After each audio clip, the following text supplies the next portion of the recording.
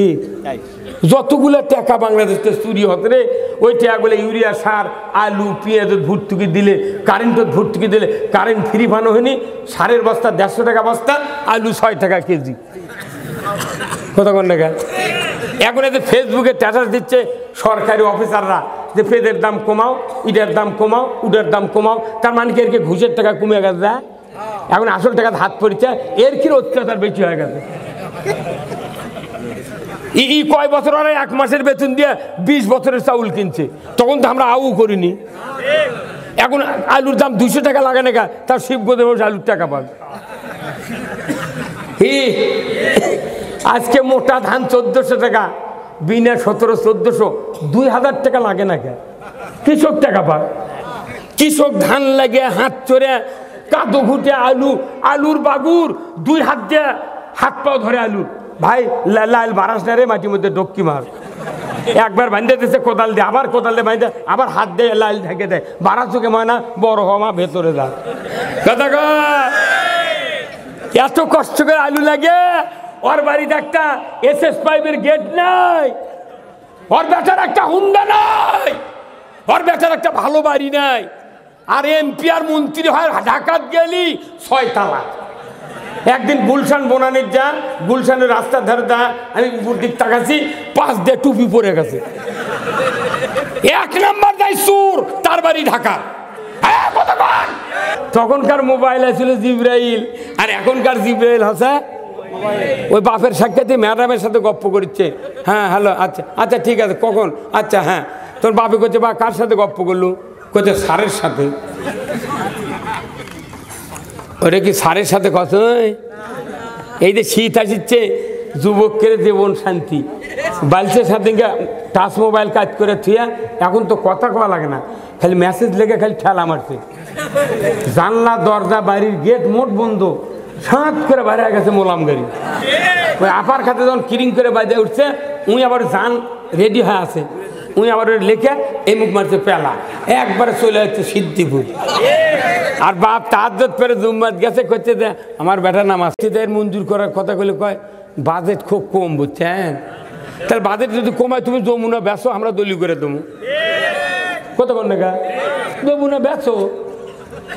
তার মানে ওরা জানে মাদ্রাসা যদি বেশি হয়, হুজুরা যদি বেতন পায়, তাহলে এর কেড়ে সাহস বেড়ে দেবি, আর ধর্মের পক্ষে লোক তৈরি হবে, তাহলে আমাকে তো আরও বিপদ। অতএব ধর্মের লোক কম হোক, প্রাইমারির লোক বেশি হোক। কতক্ষণ টাকা? এ পিঠ কি স্যার? আর মুখ দিয়ে মুখ ঢেকে আছে, মনে হচ্ছে ঘরের সাজ বাঁধিছে, একে মুখই দেখা যাচ্ছে না, আলোক করে করে চোঙ্গা দিয়ে দই ঢুকেছে। ওই তো মুখ দিয়ে খাবার পারবে না, মুখ চালক করে তল্লার মাসের মাছ চোকা করে দই দিয়েছে, লল্লির মধ্যে মুসত লাগলে হারাম হবি দে। কথা কেন করে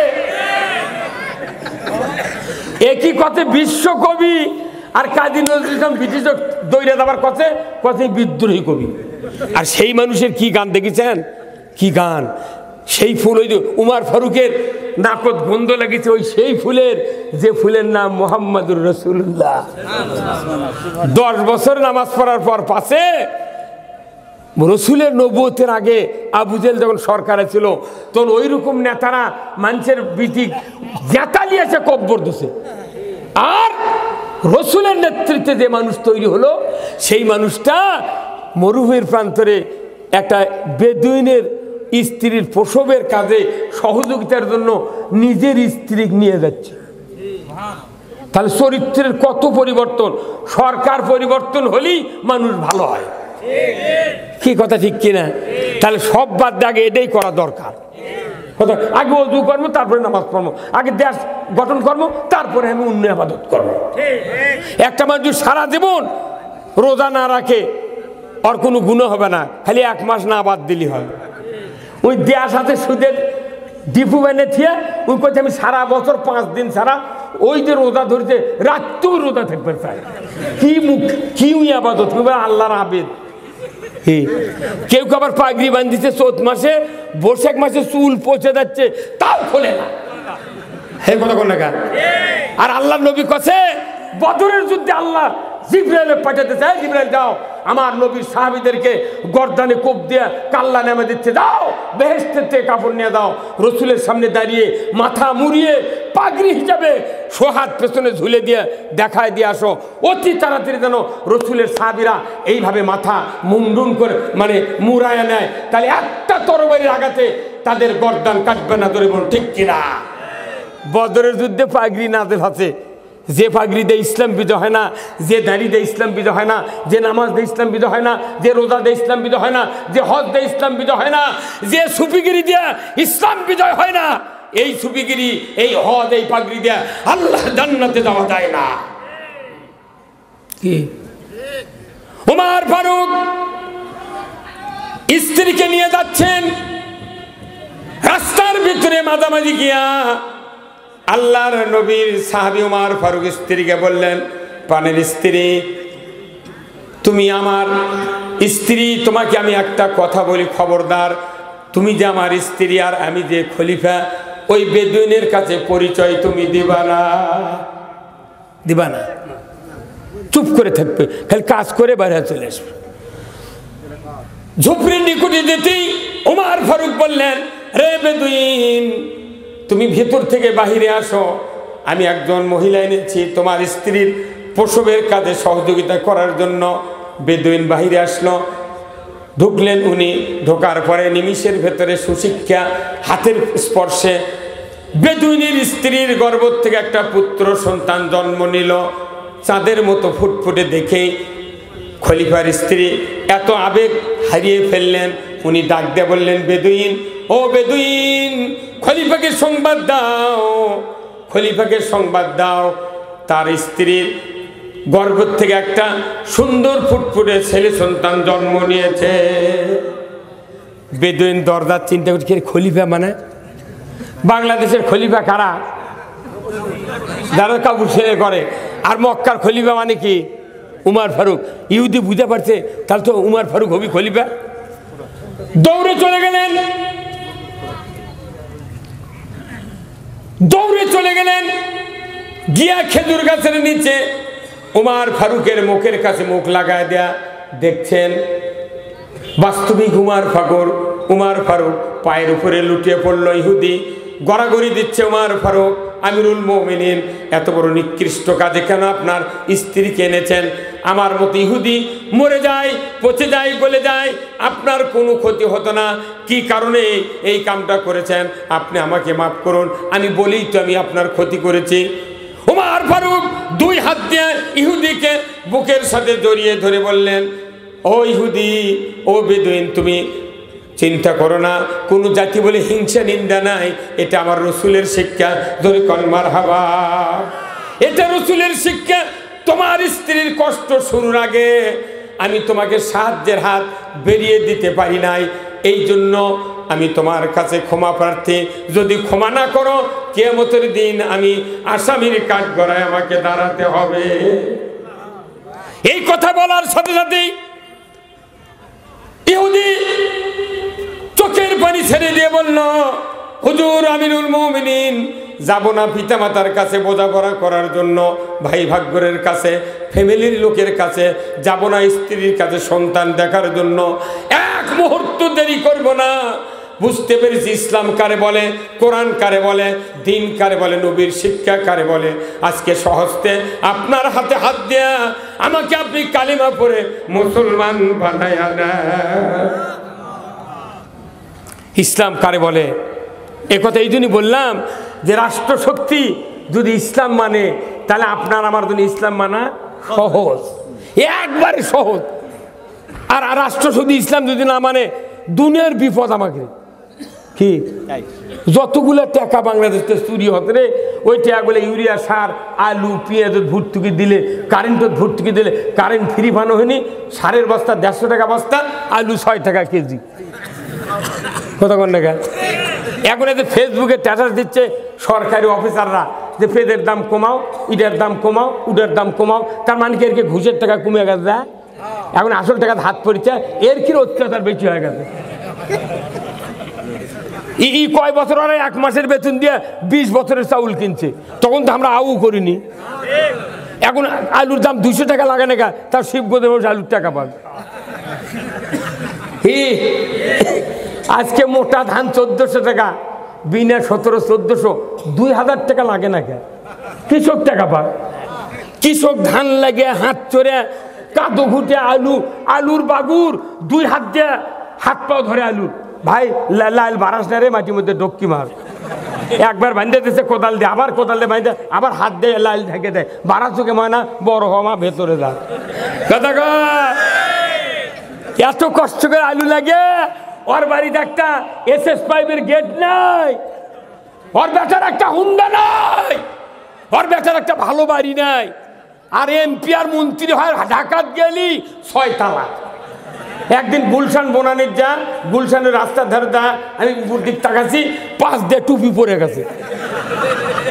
1 নম্বর দেয় সুর, তার বাড়ি ঢাকা। 1 নম্বর দেয় ভালো লোক, তার বাড়ি ঢাকা। ঢাকাত হচ্ছে কিরে? ওটি হচ্ছে কিরা? কামাই বেশি, এত টাকা উঠি, মোট টাকা উঠি আটকে দেয়। আর আমাদের কাছে ওই 5 টাকা 2 টাকা 10 টাকার চিড়ে চিড়ে লোড দেয়, তা তোরা এলে খায়া ভাস। এখন গ্যাঙ্গা হচ্ছে, এখন ওই যে পুলিশ ধরে লে যাচ্ছে, লিঙ্কে করছে, মোটা করে একটা লিঙ্কিং করছে। আমাকে নেশা করো ডান্ডা বেরি, তারপর দড়ি লেগে লিয়ে গেছে। আর এরপর কেমন খালি লিয়ে যাচ্ছ কে?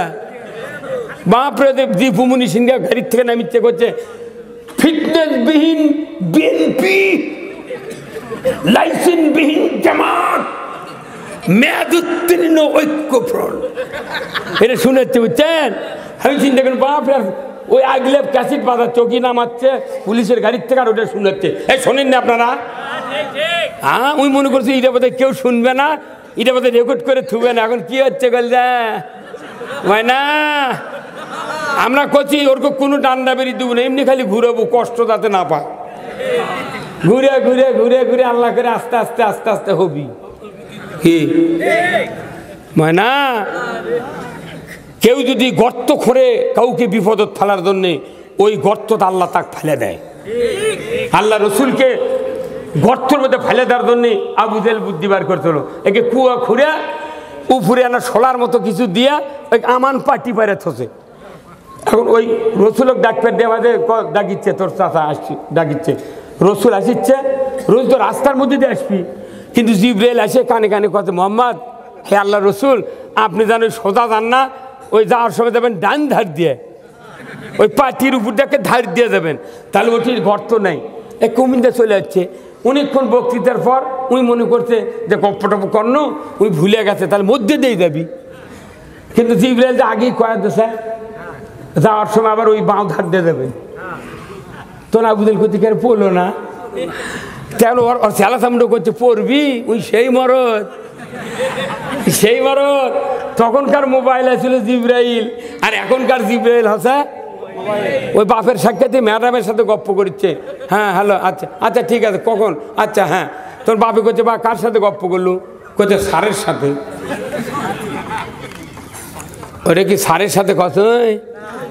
এই যে শীত আসছে, যুবকের জীবন শান্তি, বালছের সাথে টাচ মোবাইল কাজ করে থুয়া, এখন তো কথা কওয়া লাগে না, খালি মেসেজ লেগে খালি ঠেলা মারছে। জানলা দরজা বাড়ির গেট মোট বন্ধ, সাঁত করে বাইরে গেছে মোলাম গাড়ি। ওই আপার খাতে যখন কিরিং করে বাইরে উঠছে, উনি আবার যান রেডি হয়ে আছে, উনি আবার লেখে এই মুখ মারছে পেলা, একবারে চলে যাচ্ছে সিদ্ধিপুর। আর বাপ তাহাজ্জুদ পড়ে জুম্মাত গেছে, করছে যে আমার বেটা নামাজ। নারাই তাকবীর, আল কোরআনের আলো। এই সংসদ কে করে? জেল দিয়ে তোমার না, খবরদার।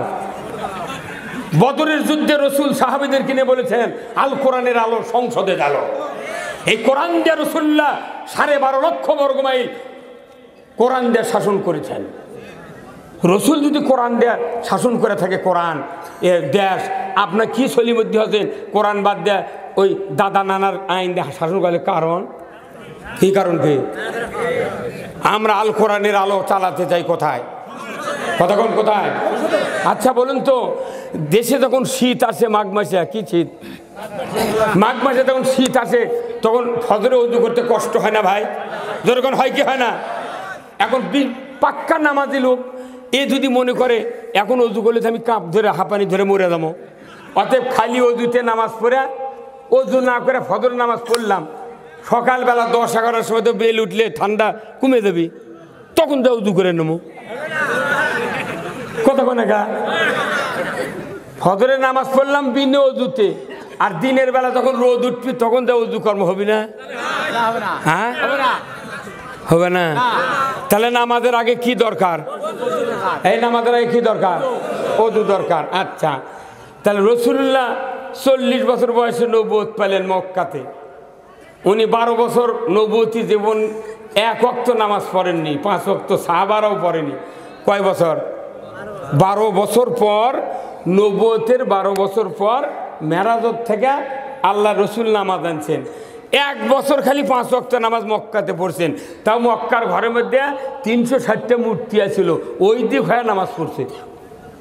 কয় বছর? 1 বছর নামাজ পড়লেন। 1 বছর। উনি হিজরত করলেন 13 বছর পর। মদিনে যা উনি কি ভার্সিটি বিশ্ববিদ্যালয় বানাছিল? আগে কি মসজিদ বানাছে? কোনো খানকা বানাছে? দাড়ি জুব্বার বক্তৃতা করছে? কিছু করেনি, খালি করছে আগে ইসলামী রাষ্ট্র ঘোষণা করো। ইসলামী রাষ্ট্র যদি না হয় 99.% ইসলাম মানা সম্ভব নয়। তাহলে হিজরতের পর নবী আগে ইসলামী রাষ্ট্র গঠন করছে, তারপরে মসজিদে নববী তৈরি করেছে। তাহলে আপনি যদি অজু করার পর অজু না করে যদি নামাজ পড়েন তাহলে নামাজ হবে?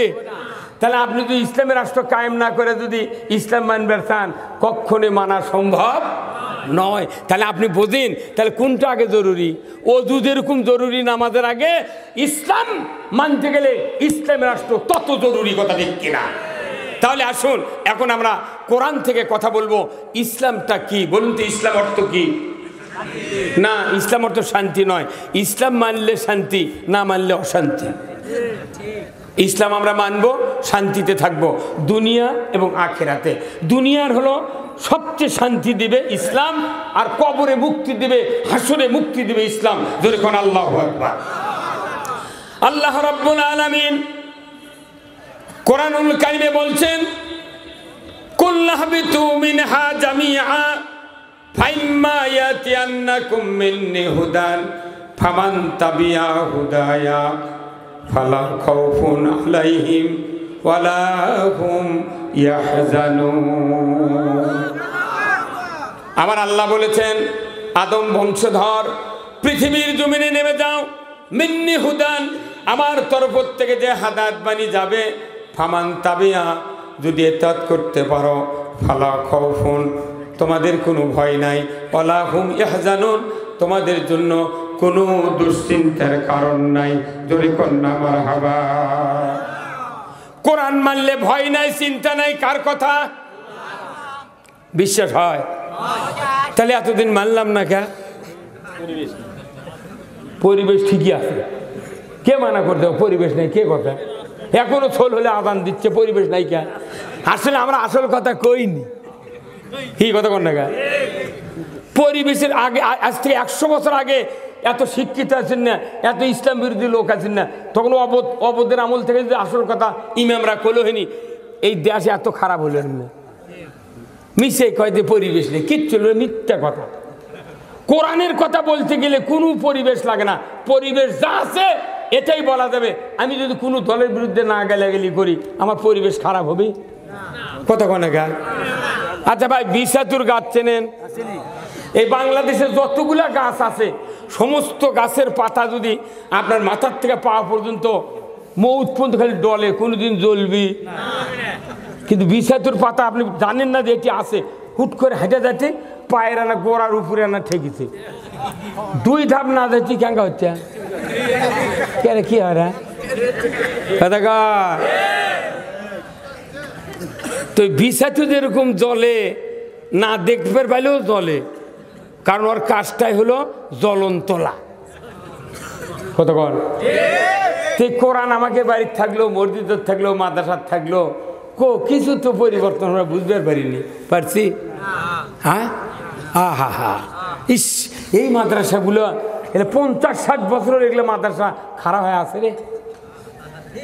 হ্যাঁ, ঢিঙ্গতে প্রাইমারি মঞ্জুর হয় আর ইবতেদায়ের মঞ্জুর করার কথা বলে কয় বাজেট খুব কম, বুঝছেন?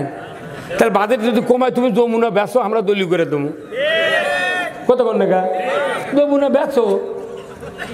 তার মানে ওরা জানে মাদ্রাসা যদি বেশি হয়, হুজুরা যদি বেতন পায়, তাহলে এর কেড়ে সাহস বেড়ে দেবি আর ধর্মের পক্ষে লোক তৈরি হবে, তাহলে আমাকে তো আরও বিপদ। অতএব ধর্মের লোক কম হোক, প্রাইমারির লোক বেশি হোক। কতক্ষণ টাকা?